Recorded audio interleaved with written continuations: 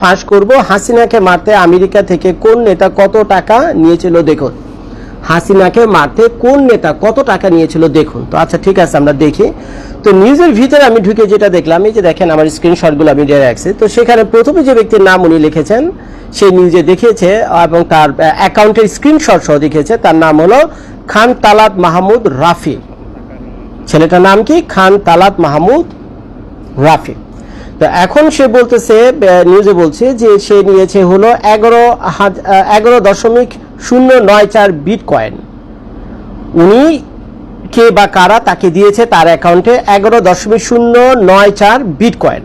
তো এখন 11.094 বিটকয়েন বুঝলে তো আপনারা বুঝবেন না, তবে এই বিটকয়েনের বর্তমানে বাজার ভ্যালু হলো, এই 11.094 বিটকয়েনের বাজার ভ্যালু হলো ডলারে 9,85,106 মার্কিন ডলার। 9,85,106 মার্কিন ডলার হলো এই 11.094 বিটকয়েনের এখন বর্তমানে বাজার দর। আর যদি এটা 9,85,000 মার্কিন ডলার হয় তাহলে 1 লক্ষ মার্কিন ডলার হয় হলো 1 কোটি টাকা বাংলাদেশে, 1,20,00,000 টাকা ধরেন এবারে 1 কোটি টাকায় 1 লক্ষ মার্কিন ডলারে এভারেজে ধরেন 1 কোটি টাকা হয়, তাহলে 1 কোটি টাকা হলে যে 9,85,000 মার্কিন ডলার হবে প্রায় 10 কোটি টাকা। তো এই যে মাহমুদ রাফি সাহেব যে ছেলেটিকে আপনারা দেখতে পাচ্ছেন স্ক্রিনে, তো ও নিয়েছে হলো তার অ্যাকাউন্টে জমা পড়েছিল তো বাংলাদেশি টাকায় প্রায় 10 লক্ষ টাকা, এবং পাশে তার ওই যে স্ক্রিনশট দিয়ে দিয়েছে তার ব্যাংক অ্যাকাউন্টের। এখন মজার ব্যাপার, প্রথম আমি ভাবছিলাম ওই যে জনতা, রূপালী, সোনালী ব্যাংকে যে ধরনের অ্যাকাউন্ট থাকে না, তার আমি মনে হয় ওই ধরনের ব্যাংক অ্যাকাউন্টের ওদের ব্যালেন্সের একটা রিপোর্ট মানে ছবি মনে আমি দেখতে পাবো, প্রথমে এটা ভেবেছিলাম।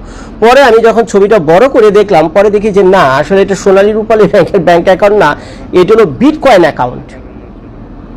এটা হলো বিটকয়েন অ্যাকাউন্ট। এটা তো ভাই আরো ভয়ঙ্কর কথা। এখন বিটকয়েন তো জানেন এটা একটা ডিজিটাল কারেন্সি, সারা ওয়ার্ল্ডে চলে, স্বর্ণের মতো, অনেকটা গোল্ডের মতো।